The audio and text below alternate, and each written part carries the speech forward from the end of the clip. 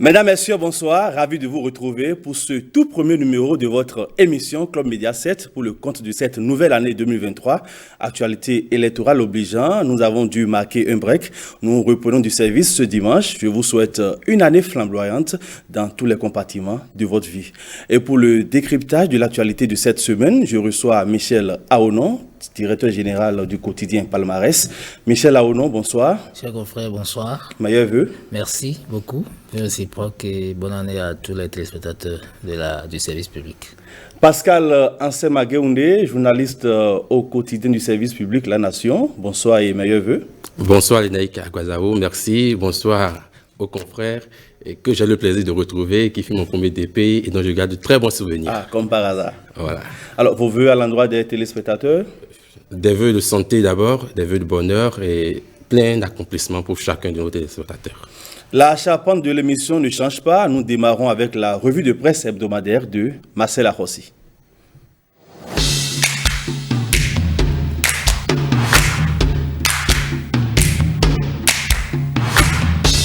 Aboutissement des législatives 2023, une consécration des réformes politiques engagées. Les réformes politiques du président Patrice Talon portent leurs fruits selon La Nation. Pour une première fois dans l'histoire du pays, les élections législatives, toutes inclusives, se sont tenues avec un nombre aussi rationnel de listes en compétition. Dans les années à venir, l'action politique en bénéficiera en termes d'homogénéité et d'efficacité. Il n'existera plus au sein du Parlement béninois des majorités à géométrie variable qui ne favorisent pas une action gouvernementale sérieuse comme dans les grandes démocraties au monde, pour ne pas citer le cas du Congrès américain, similaire du Parlement béninois avec ses éternelles deux forces politiques contradictoires, les démocrates et les républicains. L'événement précis veut espérer que le Bénin retrouve le même chemin dans un peu de temps, signe de la maturité progressive de ses fils et filles quant à la gestion efficace et efficiente de la cité. Parlement de transition, gouvernement de défi. Pour fraternité,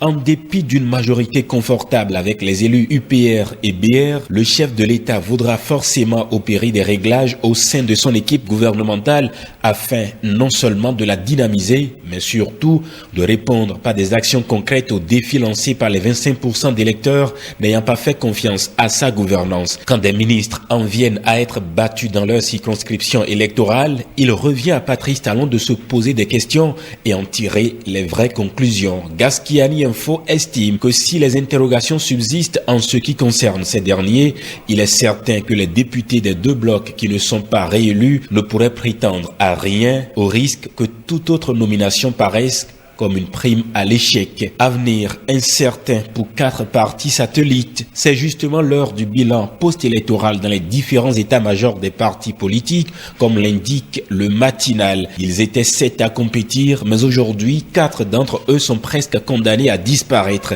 En tout cas, aux avenirs incertains selon Fraternité. Si les 3 premiers partis au terme du scrutin ont eu l'adhésion populaire en concentrant plus de 90% des suffrages des électeurs, les 4 suivants n'ont pas pu réunir 10% des suffrages dans leur ensemble combiné. C'est une remarque importante de Fraternité. Le piètre score de Moël Bénin, 2%, du Mouvement populaire de libération, 1%, de l'Union démocratique pour un Bénin nouveau, 1%, et de la Force Cori pour un Bénin émergent, 4%, prouve qu'ils n'ont pas obtenu l'assentiment de la population pour siéger au Parlement. En conséquence, les 4 partis sont désormais réduits à un rôle de second niveau. Ils sont réduits au statut de petits partis ou partis satellites, poursuit Fraternité.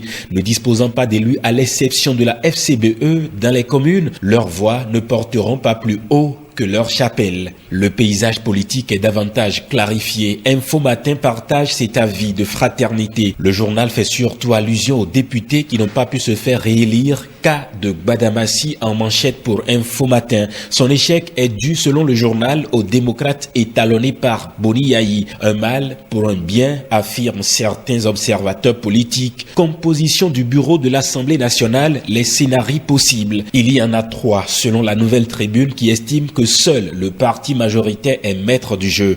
L'Union progressiste Le Renouveau peut s'arroger en principe tous les 7 postes du bureau sans concéder un seul aux 2 autres partis avec avec Maître Diogbenou au perchoir. Même si certains crieront au scandale, le professeur Diogbenou et les siens n'auraient violé aucunement le règlement intérieur de l'Assemblée nationale. Scénario réalisable, mais peu probable selon la Nouvelle Tribune, dans le contexte où les deux premiers partis en tête de liste sont du même bord et soutiennent les actions du chef de l'État Patrice Talon. D'où la deuxième option. UPR et BR se mettent ensemble pour occuper tous les postes sans en accorder un seul aux démocrates. Mais là encore, la probabilité est très faible compte tenu du tollé général que cela pourrait susciter. La troisième option, qui n'est pas saugrenue selon le journal, consisterait à la concrétisation d'un accord entre le bloc républicain et le parti d'opposition, les démocrates.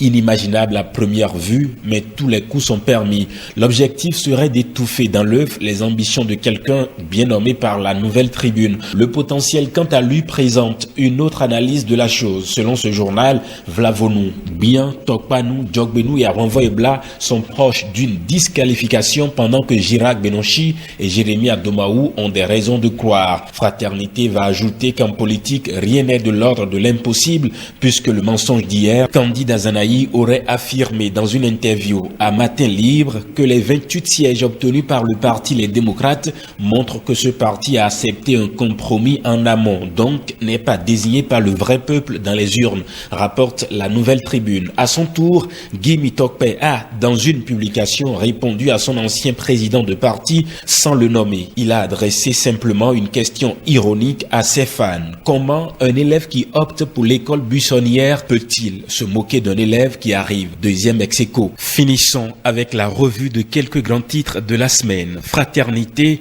une femme au perchoir, les raisons d'y croire. Le matinal, éventuelle alliance BR-LD pour contrôler le perchoir de la 9e législature. Biotiani met fin aux rumeurs. Le matinal, opposition, situation confuse au MPL. Le président Espérience Tébé s'explique. La Nation, levée de mesures de radiation, 305 enseignants désormais réintégrés. L'événement précis, création d'un comité de contrôle des missions de sécurisation du territoire national. Talon prend un acte fort contre l'insécurité. Info Matin, les vrais des sous après son échec cuisant aux législatives. Le MPL se met à nu. Législative 2023 et installation de la 9e législature. Un inéluctable remaniement ministériel de Talon 2 se précise. Recours à la Cour constitutionnelle. Les démocrates joignent l'acte à la parole. Mais pour quelle fin? Matin Libre, Assemblée nationale 9e législature vers une loi d'amnistie portée par la mouvance, point d'interrogation.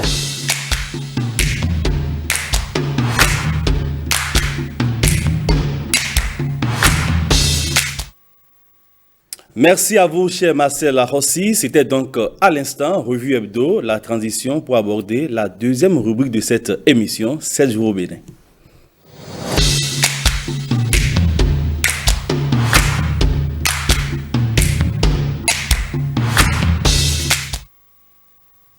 Michel Aonon, 53 députés au compteur de l'Union progressiste Le Renouveau, 28 pour le Bloc républicain, 28 également pour les démocrates, en attendant bien évidemment la décision finale de la haute juridiction.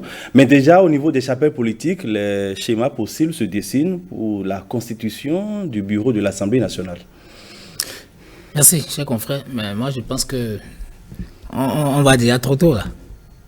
Parce que d'abord...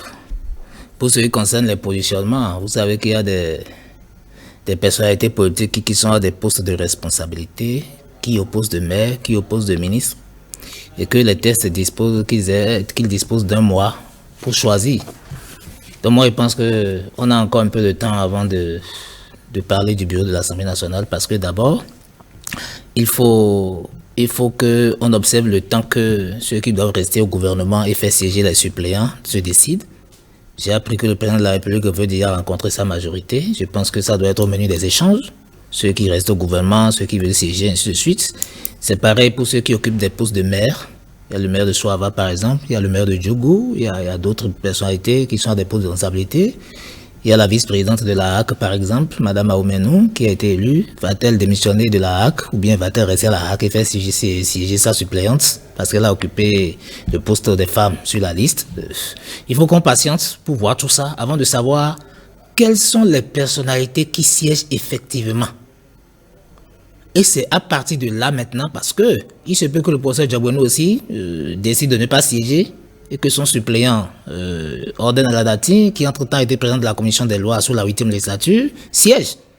Et là, si ce cas-là se présente, ça veut dire que tout ce qu'on est en train de dire que c'est Diabono qui doit être président de l'Assemblée nationale, ça veut dire que ce schéma aussi ne passera pas parce qu'il ne sera pas là. Donc, mais déjà, en tant qu'observateur de la scène politique, quelles sont les différentes sensibilités que vous entrevoyez dans ce bureau? Ce qui est sûr, c'est le parti majoritaire qui prend le perchoir. On ne peut pas aller aux élections, puis moi j'ai la majorité, puis vous allez diriger. Donc, du coup, ce dont on est sûr, c'est qu'au moins les postes de président du Parlement, des 2 vice-présidences, et un poste important, le poste de premier questeur. La question, c'est un poste très important pour le Parlement. Donc, je pense que le parti qui est arrivé majoritaire, c'est-à-dire l'Union progressiste et le renouveau, d'office, dirige le Parlement, et puis les postes stratégiques. Maintenant, l'Union progressiste, le renouveau peut, dans une certaine mesure, concéder certains postes au bloc républicain, étant donné qu'ils sont de la même famille. Mais le schéma qu'on s'entend avec les démocrates pour faire quelque chose, moi, je pense que ce n'est pas possible. On va revenir à ces calculs politiques. Pascal Ansem Agueoundé, comment entrevoyez-vous la constitution du bureau de l'Assemblée nationale dans les jours à venir? Bon, déjà, je voudrais saluer des élections qui se sont passées quand même dans un climat quand même apaisé. Et c'est heureux, après les expériences passées, des expériences quand même un peu douloureuses pour le peuple. Et l'autre chose qui peut quand même étonner également, c'est le taux de participation, 37,79%. Étonné pourquoi? Quand on sait que ce sont des élections sur lesquelles les partis de l'opposition ont beaucoup misé, ils ont eu la chance, ils ont eu la chance du moins de se présenter, de faire le jeu électoral et voir que c'est 37% de personnes. Alors qu'on se disait que ce serait un référendum. Pour la plupart des personnes, on se disait, bon, maintenant que l'opposition participe, tout le peuple allait voter. Donc, ça donne lieu à des analyses également. Ça donne lieu à des analyses. Est-ce que le citoyen béninois, l'électeur béninois est un peu agacé des élections?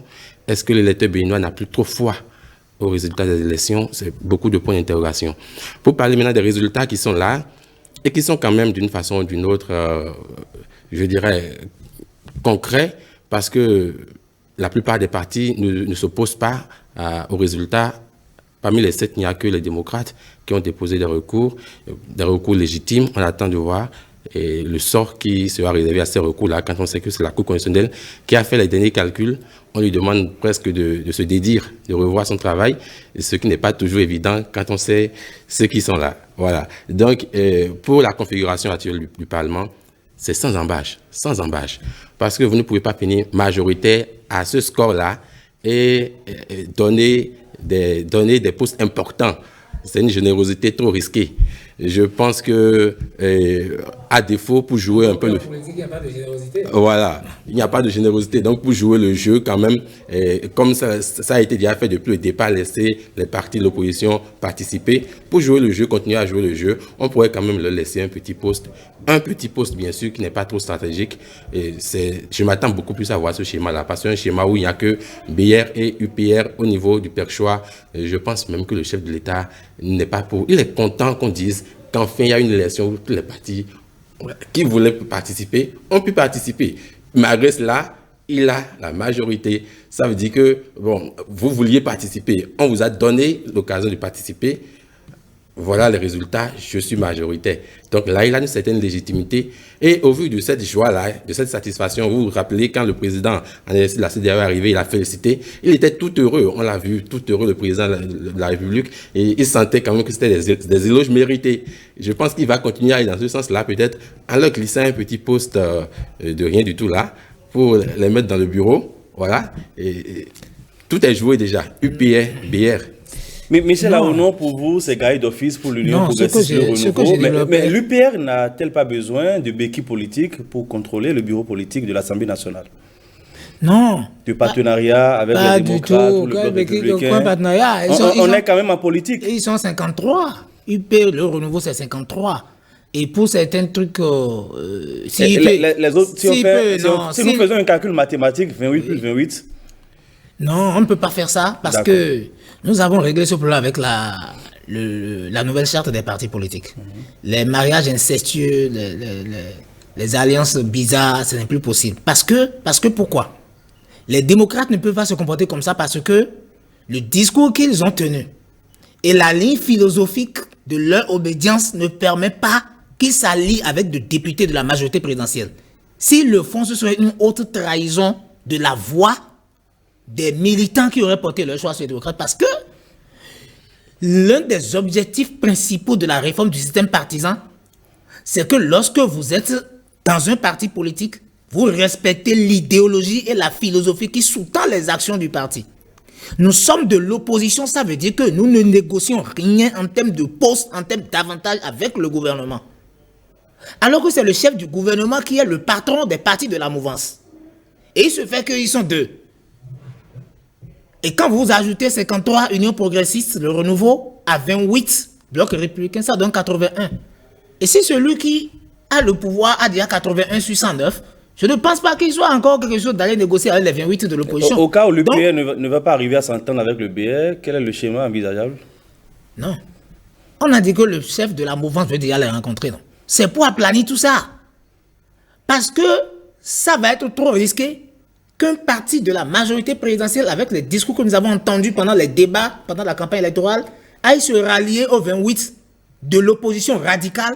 Si en temps ce sont les FCB eux-mêmes qui étaient élus, qui avaient les 28 là, et quand vous tenez ce discours, j'allais encore comprendre que c'est possible parce que FCB a dit qu'ils sont de l'opposition, mais de l'opposition constructive. Je ne tiens pas ce discours, je ne fais que rapporter ce qui se dit au sein de l'opinion publique. Parce que les FCB, au moins, eux, ils ont dit qu'ils sont modérés, qu'ils sont l'opposition responsable. Mais les autres, c'est l'opposition radicale. Ils ne veulent rien entendre. Ils ont des exigences. Par conséquent, ça va être trop risqué donc de vouloir faire tout. Et puis, même si on ne permettait même pas aux démocrates d'accéder à un quelconque poste au sein du bureau du Parlement, cela ne veut pas dire qu'ils n'auront pas amené leurs actions. Il n'y a pas que le bureau du Parlement. Il y a les présidents des groupes parlementaires. Le nombre qui sont là, ils peuvent constituer groupes parlementaires. Il y a les groupes parlementaires, il y a les commissions. Donc on peut leur concéder des postes de commission si on trouve qu'il y a des députés dans leur rang qui ont certaines compétences pour diriger des commissions. Ça, là encore, on peut concéder ça. Mais c'est quand même important de siéger au niveau du bureau politique. Le bureau, c'est hautement politique. Parce que lorsque la Constitution a établi le contenu des relations entre le gouvernement et le Parlement, et quand le chef du gouvernement veut saisir le chef du Parlement, c'est le bureau. La preuve, il y a certaines institutions dans lesquelles le Parlement procède à des désignations, mais vous allez voir qu'on précise que c'est le bureau de l'Assemblée nationale qui désigne, ce n'est pas tous les députés. Ça veut dire que si vous êtes membre du bureau, c'est que vous avez certaines prérogatives qu'un simple député n'a pas. Estimez-vous qu'un député de l'Union progressiste de renouveau, avec tout ce qu'il y a comme investissement humain, intellectuel, tout ça, la campagne, tout ça, il puisse avoir la majorité qu'ils acceptent donc de faire ce sacrifice-là au nom de quoi? De ceux qui étaient opposés, qui les ont... Non, c'est pas possible. En politique, je ne pense pas.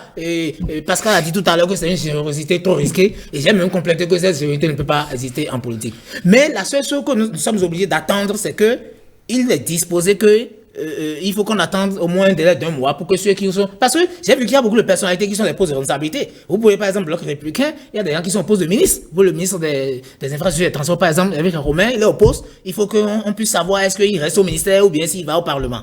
Et s'il reste au ministère, son suppléant, c'est Janvier Yahweh-Déou. Est-ce que Janvier Yahweh-Déou va siéger? Ou bien si c'est Romain qui siège, ça veut dire que Yahweh-Déou n'est plus député, puis il sera arrangé.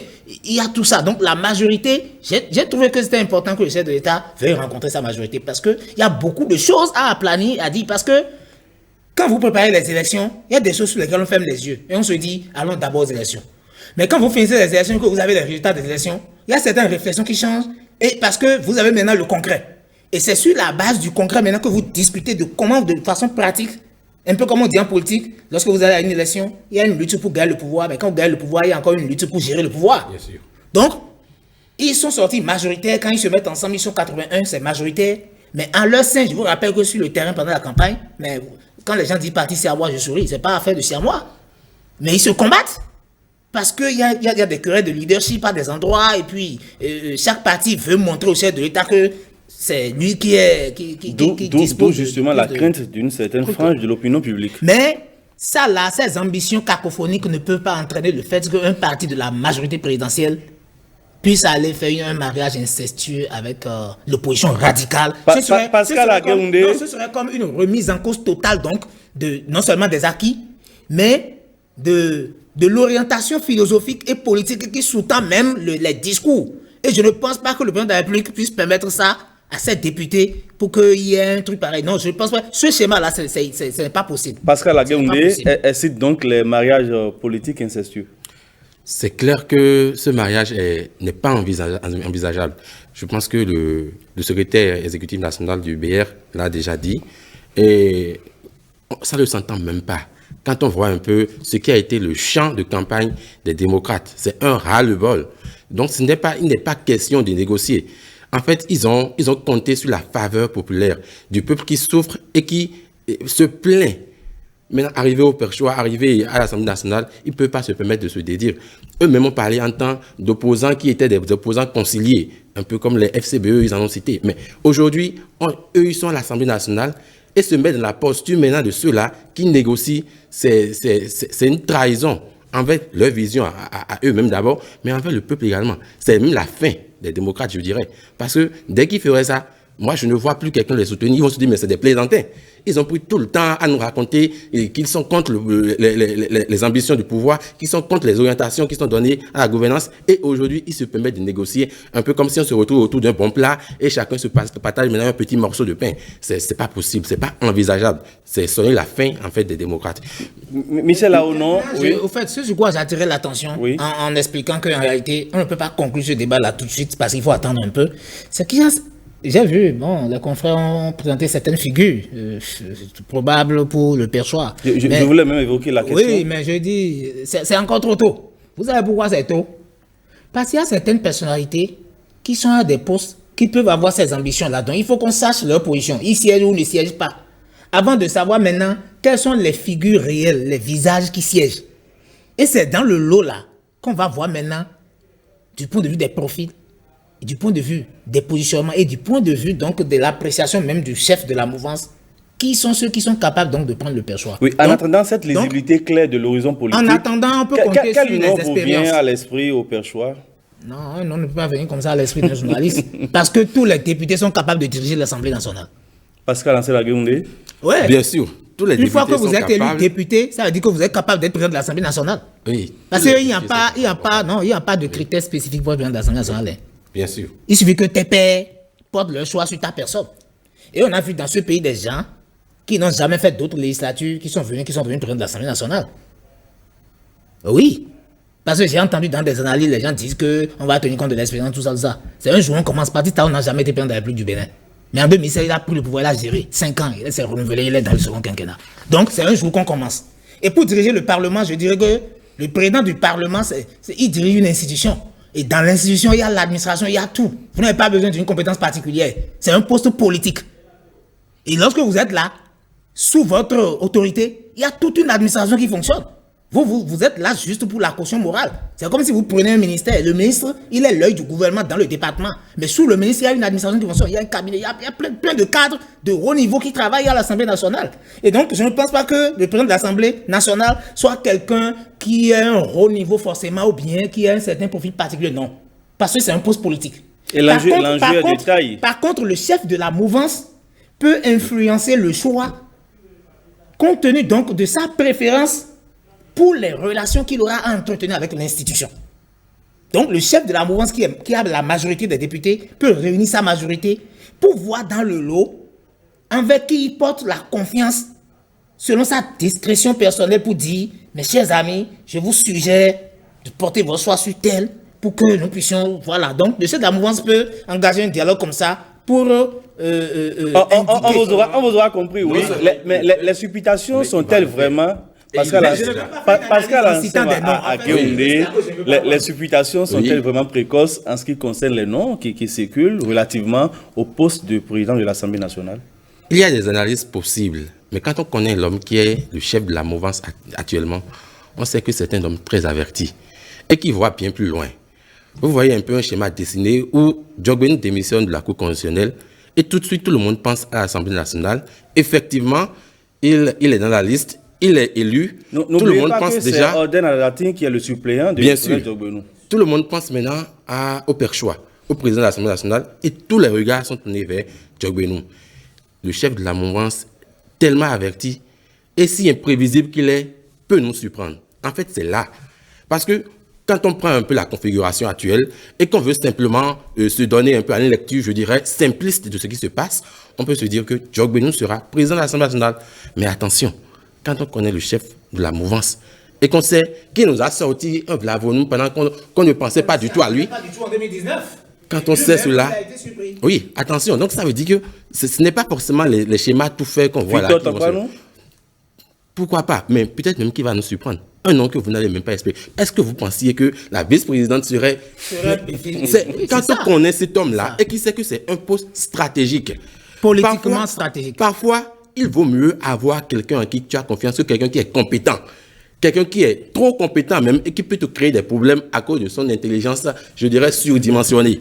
Attention. Donc, il est très avisé par rapport à ces choses-là et il verra comment faire pour pouvoir... C'est d'ailleurs pour ça qu'il veut rencontrer les... Parce que c'est que beaucoup de personnes...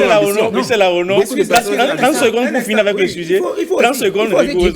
Quand les gens font les supputations... En fait, moi j'appelle ça supputation. Quand les gens parlent par exemple du procès Diogbenou, c'est vrai que le procès Diogbenou a quitté la Cour constitutionnelle dans des conditions que même certains de la mouvance n'ont pas appréciées, parce qu'en l'espace de 2 semaines, il quitte la Cour d'un président de parti et puis tout ça. Donc, c'était précipité. Alors, mais si on laisse tout ça, c'est vrai qu'il a le profil pour être président de l'Assemblée nationale, pour avoir été même élu député déjà une fois. Mais avant, quand il a été élu député, c'était un autre contexte. Vous avez vu comment les élections sont déroulées? C'est de justesse que le seul siège de UP progressiste l'avait passé. Donc même lui-même qui est président de l'Union progressiste du Renouveau là, son siège c'était de justesse qu'il a eu. Par conséquent, quand on est sur... Comme Éric Rouleté aussi. Donc on a constaté que certains chefs de partis politiques dans leur fief ont eu des difficultés. Bien sûr. Alors le chef de la mouvance peut tenir compte de ça. Donc les données peuvent changer. Parce qu'on peut estimer que, je me dis même que rien qu'à cause de ça, de ce risque-là, que l'Union progressiste a eu de perdre tous les sièges dans la 16e circonscription électorale, peut faire qu'on peut se dire, mais est-ce que c'est encore bon même que Diogbenou siège? Et Diogbenou peut dire, je reste pour diriger le parti. Et merci à vous, Michel Aono. Nous allons aborder un autre sujet. Les figures qui veulent siéger. Tant qu'on ne connaît pas les figures qui veulent siéger, on ne peut pas faire des pronostics sur les personnalités qui vont diriger Michel le Parlement. Aono, l'autre actualité qui aura marqué la semaine, c'est la réintégration annoncée en Conseil des ministres des 305 enseignants radiés. On le rappelle, ils avaient eu à boycotter l'évaluation diagnostique. Oui, est-ce une autre facette du hautement social? Bon, disons que ça peut être considéré comme un acte de clémence, parce que dans le compte rendu du porte-parole du gouvernement, il a été indiqué qu'ils se sont organisés, qu'ils ont fait des doléances à l'endroit du gouvernement plusieurs fois, et puis bon, le gouvernement a fini par accéder à leur requête. Ça veut dire quoi? Ça veut dire que bon, ils ont reconnu que ce qu'ils ont fait là, ce n'était pas bien, parce que ils sont des enseignants. Et dans un État, c'est le gouvernement qui trace les orientations. Il faut que les gens comprennent. Ce n'est pas les syndicats qui tracent les orientations, les curricula de formation, comment les choses vont fonctionner. C'est le gouvernement qui fait ça. Et quand le gouvernement dit désormais voici comment ça va se faire, c'est ça qu'on fait. On ne s'oppose pas pour dire nous on ne veut pas suivre formation, on ne veut pas faire de recyclage. Non. Parce que la loi dit que c'est le gouvernement qui donne les orientations. La politique d'orientation, c'est le gouvernement. Donc, pour avoir contesté, pour avoir boycotté et pour avoir subi cette sanction, je pense que ceux qui ont fait ça, avec le temps, ils ont compris que le mieux là, c'était de conserver leur poste, de garder leur statut d'agent permanent de l'État ou bien de contractuel d'État pour gérer leur famille. Maintenant, si avec le temps, ceux qui ont fait ça ont reconnu que bon, entre-temps, peut-être c'était d'autres considérations qui les ont amenés à ces actes-là et qu'ils ont reconnu qu'ils ont fait des démarches à l'endroit du gouvernement et que le gouvernement accède à ces requêtes. Moi, je trouve que c'est bien que le gouvernement accède à ces requêtes-là parce que après tout, ce sont des emplois et ce sont des gens dont il faut préserver la carrière. Mais ce qui s'est passé doit servir d'exemple pour que prochainement, lorsque vous êtes dans un secteur d'activité qui est régenté par l'État et qu'un gouvernement vient pour dire « je veux réorganiser », et qu'on donne des orientations, vous rentrez en négociation pour qu'on tienne en compte ce que vous voulez. Mais vous ne pouvez pas vous opposer à l'action gouvernementale. Parce que c'est le gouvernement qui répond de l'exécution des politiques nationales. Pascal Ansel-Maguéhoundé, le gouvernement de Patrice Talon qui est à l'écoute du peuple, c'est une décision qui vient redonner le sourire à plusieurs familles béninoises. Bien sûr, j'ai vu des personnes dire que le gouvernement a fait preuve de lâcheté en atténuant un peu sa posture. Mais pas du tout alors. Et quand on considère la situation de ces personnes-là qui avaient été radiées, vous savez, être enseignant, c'est un métier noble, mais ce n'est pas ce qu'il y a de plus envieux. Pas du tout. Et quand vous savez que vous avez ceux-là qui avaient un pain quotidien pas si enviable que ça, l'ont perdu, et que vous revenez à la charge pour quand même un peu les soulager, je pense que c'est à saluer. Il ne s'agit pas de dire que le gouvernement a montré de la faiblesse, pas du tout, c'est à saluer. Et comme l'a dit Michel Aonon, je pense que c'est une leçon pour ces enseignants-là qui savent aujourd'hui qu'il faut respecter les orientations données par le gouvernement. Vouloir ne pas respecter, c'est prendre des risques. Et ces risques, il faut être prêt à les assumer et ne pas chanter après qu'on vous a brimé. Pas du tout. Parce que si vous ne pouvez pas respecter les orientations, c'est pas la peine. Il y a des voix, quand on n'est pas d'accord, il y a des voix pour le faire sentir.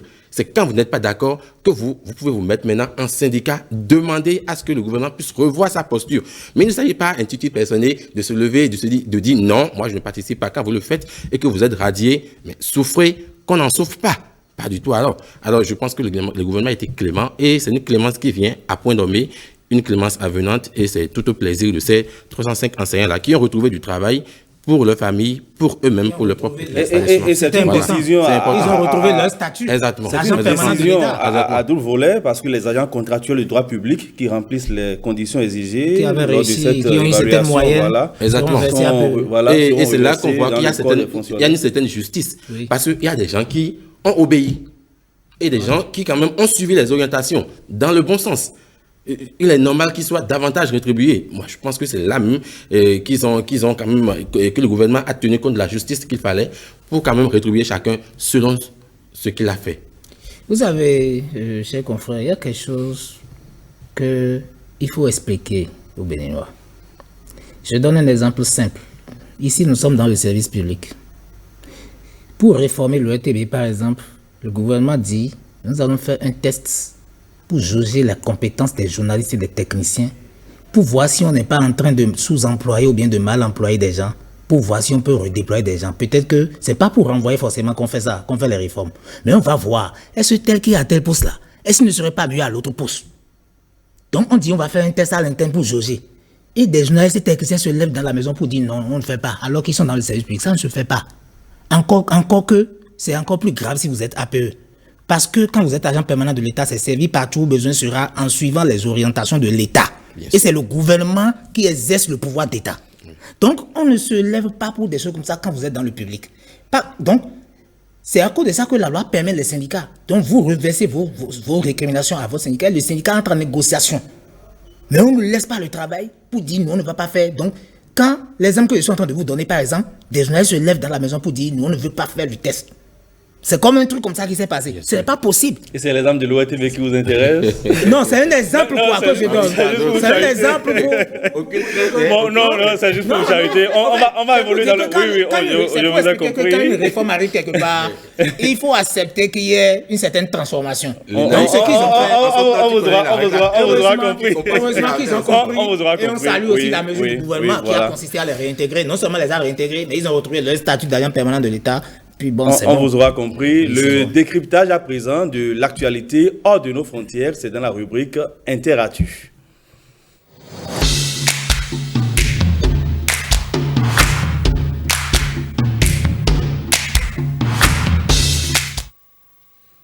Au moins 16 personnes, dont le ministre ukrainien de l'Intérieur, Denis Monas-Tryski, sont décédées mercredi dernier. C'était dans un crash d'hélicoptère. Des blessés ont été également enregistrés. C'est un crash qui intervient dans un contexte de conflit avec la Russie. Vraiment, chers confrères, ce qui se passe en Ukraine là, ça devient... Et même avec...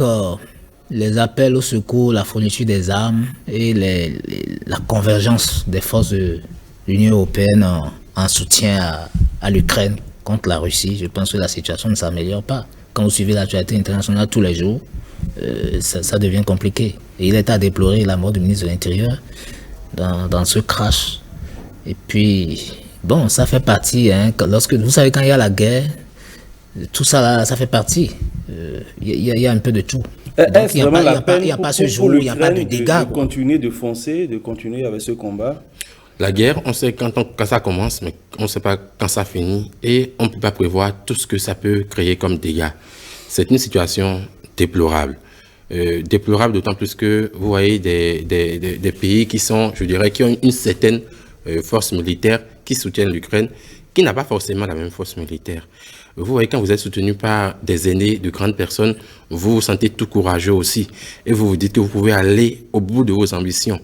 Parfois, en minimisant un peu les risques que vous n'avez pas. De toute façon, les aînés dont vous parlez ne sont pas sur le terrain avec vous.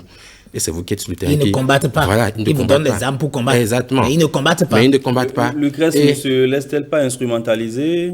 D'une façon ou d'une Non, autre. à un moment donné, moi, dans la communication à l'international, tel que moi j'observe, il me semble que l'Ukraine compte sur la solidarité de l'Union européenne en termes de fourniture d'armes et autres. Bien Mais sûr. l'Union européenne ne s'engage pas dans la guerre pour combattre. L'Union européenne va apporter la fourniture. Mais la Russie aussi, franchement... La Russie est bien fournie. Oui. La Russie donc, est très bien fournie aussi. Donc, le problème qui se pose là, c'est que, bon, on se pose la question de savoir, est-ce qu'il faut continuer ou bien il faut faire un gentleman agreement? Vous savez, quand vous êtes... Maintenant, si on ne peut engagé, pas demander à ce que ça soit l'Ukraine qui sollicite le gentleman agreement. Par exemple, c'est pas Ouais. l'Ukraine qui a déclaré la guerre. C'est la Russie C'est qui ça. lui a déclaré la guerre. C'est comme ça. Par conséquent, je pense qu'il faut plus fort pour convaincre la Russie qu'il est temps d'arrêter. Et puis, ce qui m'a paru bizarre pour des raisons d'ordre religieux, la Russie, entre-temps, a demandé, je crois, c'est la fête de Noël orthodoxe. Donc, au moins pour cette raison-là, pour 48 heures ou bien pour 72 heures, on a demandé qu'on cesse les combats. Donc, je pense qu'au-delà de tout, quand même, que Vladimir Poutine, quelque part, doit être un croyant ou un fervent, je ne sais pas. Mais que, bon, si c'est ça, donc, on n'a qu'à tenir les orthodoxes de la Russie, là, et les mettre dans le jeu. Dans le jeu, qu'ils puissent, oui, ça, c'est mon appréciation. Qu'ils puissent dans ses ressources spirituelles ou religieuses pour quand même avoir un peu plus de Voilà, parce que si Vladimir Poutine a pu accéder à cette requête de l'église orthodoxe russe pour cesser le combat pour un moment, ça veut dire que l'église a tellement d'influence sur sa personne en Bien Russie. sûr. Ce qui veut dire qu'on peut utiliser ceci. En fait, quand vous êtes en conflit avec quelqu'un et que les deux parties ne s'entendent pas, on ne commence pas à chercher quelles sont les voies autorisées qui peuvent parler à l'un des camps pour qu'ils y réfléchissent pas. Donc, Mais vous savez, on va chercher maintenant pour l'Église voir. orthodoxe, il se fait que l'Église orthodoxe aussi, d'une façon ou d'une autre, n'est pas, je ne dirais pas que l'Église est en train d'encourager la guerre, mais est dans une posture où elle sent que la Russie est en droit de protéger ses citoyens et surtout de protéger ses frontières immédiates. Donc, vous allez voir qu'à un moment donné, il y a eu même un peu de couac entre l'Église orthodoxe et l'Église catholique. En temps, il y avait des échanges entre le patriarche et le Vatican. Donc, Oui, c'est pour montrer que... C'est normal, puisque les orthodoxes sont des dissidents de... Entre le patriarche et le pape. Et le pape, voilà. l'Église romaine. Ce qu'il faut faire là, je pense qu'il y a une décision forte qu'il faut prendre au niveau des Nations Unies. Malheureusement, la Russie fait partie des pays qui disposent du droit de veto. Oui. Donc, Et plus rien ne peut bouger à partir de ce moment-là. Oui, c'est ça le vrai problème. Rien ne peut bouger à partir de Là ce moment-là. maintenant, je pense que... Sinon, on risque d'aller vers une troisième guerre mondiale. Oui, ça va être compliqué. Oui. Parce que déjà, le fait que certains pays de l'Union européenne s'engagent à fournir déjà des armes à l'Ukraine, il est déjà clair dans la communication internationale que l'Europe soutient l'Ukraine contre la Russie. Oui. Alors que quand vous allez au Conseil de sécurité des Nations Unies, vous avez la France, Oui, qui n'est pas négligeable non plus. bien sûr. Et donc, dans ça, la Russie et la France peuvent commencer. Parce que déjà, la Russie estime que c'est eux qui sont en train de faire entêter Zelensky voilà. Oui. Et donc, il estime donc qu'eux, ils sont en train de faire une coalition en soutien à l'Ukraine contre la Russie. Et par conséquent, tant que ce sera comme ça, la Russie continuera donc à mitrailler, à multiplier les assauts. Et tous les jours, il y a un assaut. Avec la complicité de la réalisation, nous allons boucler la boucle avec la dernière rubrique de cette émission, les potins de la toile.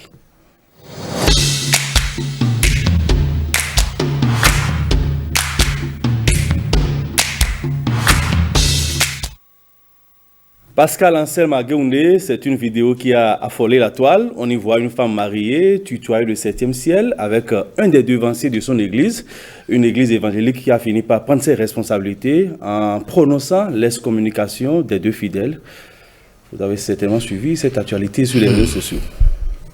Vraiment, ça me laisse sans mots. Excommunication pour cause d'adultère, d'infidélité? Ça me laisse sans mots. Je voudrais d'abord laisser le motif et dire simplement que comment les choses se sont passées, ça sort un peu de l'entendement. Vous avez une fidèle Inst, une église U, qui vient se vanter de son adultère avec un fidèle Y. C'est quand même bizarre. C'est quand même bizarre quand on sait que l'acte lui-même, laissons d'abord les croyances religieuses, l'acte lui-même, culturellement, chez nous, en plus c'est aboumé, hein, l'acte lui-même là, oui, c'est un acte répréhensible, culturellement, c'est même pas une question de spiritualité d'abord, culturellement, c'est un acte très répréhensible et mal vu, mais vous venez vous vanter de cela et vous exposez maintenant l'impuissance de votre mari en question. C'est du trop vu, c'est quand même bizarre, c'est bizarre. Je pense que l'Église a certainement pris ses responsabilités au regard, en fait, de ces faits dont je viens de vous parler. Parce que c'est pas comme si les adultères, ça ne se commet pas. Dans cette même église et dans d'autres églises, il y a plusieurs adultères qui se font peut-être pas milliers et en une semaine, je ne sais pas, je ne connais pas les statistiques, mais c'est en fait comment ça s'est passé et comment ça a été, je dirais, comment est-ce qu'on présente la chose. C'est comme un trophée en fait, on s'en vante en plus. Et c'est un peu comme si vous êtes en train de jeter de l'opprobre sur la crédibilité de cette église. C'est pourquoi la dame qui dit ne pas vouloir subir le lévirat, moi, à un moment donné, je me suis demandé si ce n'était pas un montage. Parce que, vous savez, pour déstabiliser quelque chose, toutes les formes de montage sont possibles. Donc, a priori, je me suis posé la question, est-ce que ce n'est pas un montage? Parce qu'en réalité, l'acte là, c'est un truc où parfois on fait, on dit on n'a jamais fait. Bien sûr. Dans notre société, c'est comme ça. Donc, en arriver à ce que celui qui fait... Elle dit que sa foi ne lui permet pas de mentir. Bon. Mais ça pas lui permet d'être adultère. Nous, on ne connaît... Non, écoutez, nous, on ne connaît pas sa foi. La foi, c'est une affaire personnelle. Moi, je ne connais pas sa foi, je ne connais pas... C'est une affaire personnelle, donc nous, on ne connaît pas sa foi. Ça, c'est son affaire. Maintenant, vous savez, quand on est à l'église, dans notre société, nous estimons que c'est là où la vertu est pratiquée. Oui. Donc, quand subitement on entend quelque chose d'extraordinaire qui vient d'une confession religieuse, on se dit, mais comment ça peut se passer dans une église? Mais à l'église, c'est des hommes aussi. Oui, à l'église, c'est des hommes. Maintenant, quand les gens parlent d'adultère, est-ce qu'on a la preuve que c'est adultère? On ne peut pas. On ne peut pas savoir si c'est adultère ou pas. Bon, c'est la femme elle-même qui s'expose. Non. Mais la femme, elle est sous un toit conjugal, elle a des enfants. C'est elle-même qui s'expose. Ce qui est curieux, on a vu son visage. C'est ça que Pascal vient de dire. Si c'est le cas, quel est ce bénéfice ou bien quel est ce... Je ne sais pas. Le mari serait impuissant depuis près de 12 ans.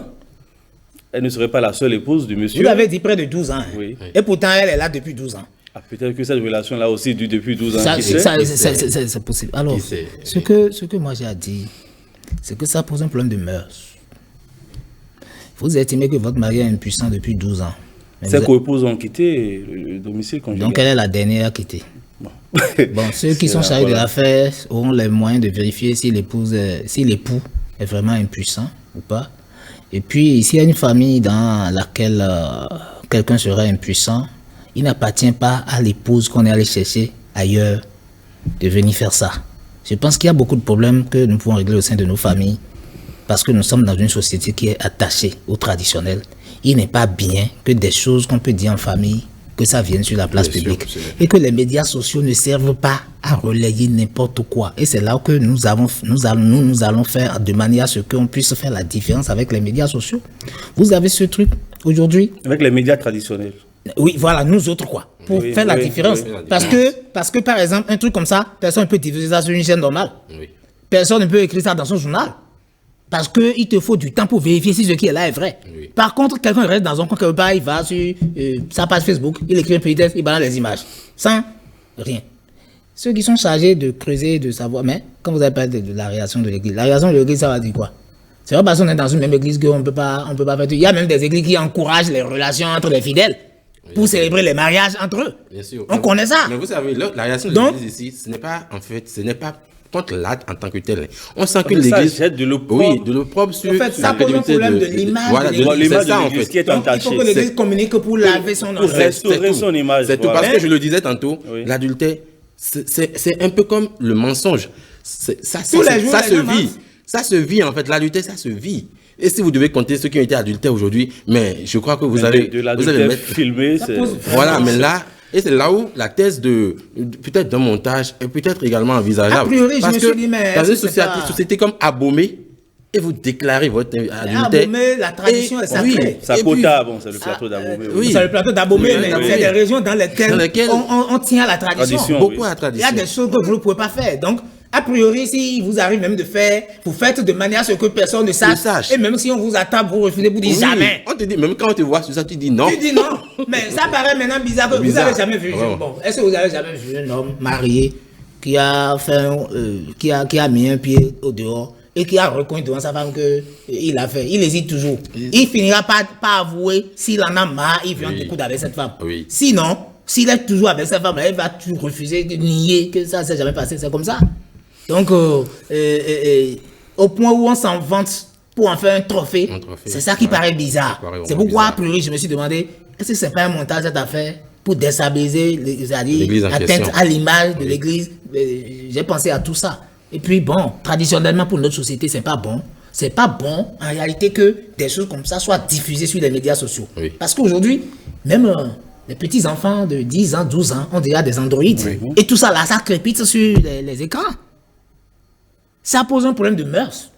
Véritablement. C'est pas bon. C'est pas bon parce qu'avec les Android d'aujourd'hui, tout tombe sur les écrans.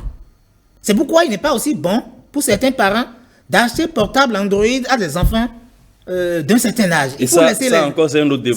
C'est un autre débat. Ça sera donc tout pour Club Média 7 de ce dimanche. Je le rappelle, je vous ai reçu, Michel Aonon, directeur général du quotidien Palmarès. Merci à vous. Merci, cher confrère. Avec nous également, c'était Pascal Ansemagueouné, journaliste au quotidien du service public La Nation. Merci. Merci, cher confrère. Merci au confrère Michel Aonon. Merci à toute l'équipe de préparation et de réalisation de cette émission. Merci également à vous, chers amis téléspectateurs, vous qui nous avez suivis. Rendez-vous dimanche prochain.